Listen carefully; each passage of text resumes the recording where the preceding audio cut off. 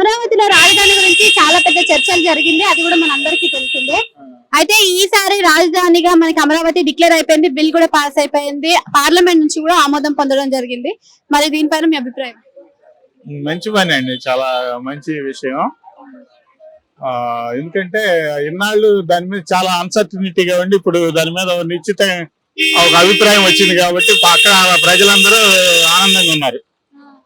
అది అంటే గతంలో 3 రాజధానులు అన్నారు, మరి ఇప్పుడు 2029 వరకు గుడ్ థింగ్. ఐ థింక్ ఇప్పుడు ఈ రాజధాని పనులు అనేవి ముగుస్తాయంటారా ఇప్పట్లో మీకు?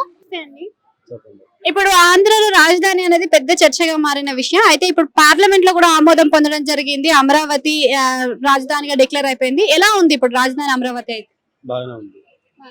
అంటే గతంలో 3 రాజధానులు అని అన్నారు కదా, 3 రాజధానులు కాకుండా ఇప్పుడు ఒకటే రాజధాని. 3 రాజధానులు బాగుంటుందా, ఒక రాజధాని బాగుంటుందా? ఒకటే బాగుంటుంది. ఎందుకు 3 వద్దు అనుకుంటున్నారు?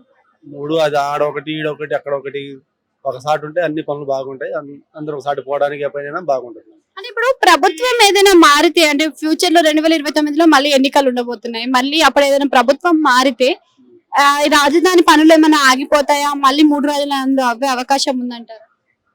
ఎవరు చెప్తారు వాళ్ళ తర్వాత, వాళ్ళ ఇష్టం, అది మనం చెప్పేది కాదు కదా.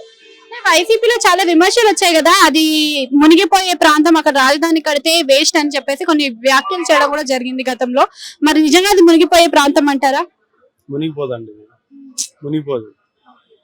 సో అమరావతి ఒకటే కాకుండా మావిగన్, విజయవాడ, మచిలీపట్నం, గుంటూరు కూడా కలిపేసుకోండి అని చెప్పేసి అంటున్నారు కదా జగన్ గారు. మరి ఆయన చెప్పిన దానిపైన మీ అభిప్రాయం ఏంటి? ఇప్పుడు అంత దూరం మనకు తెలియదు కదండి, అది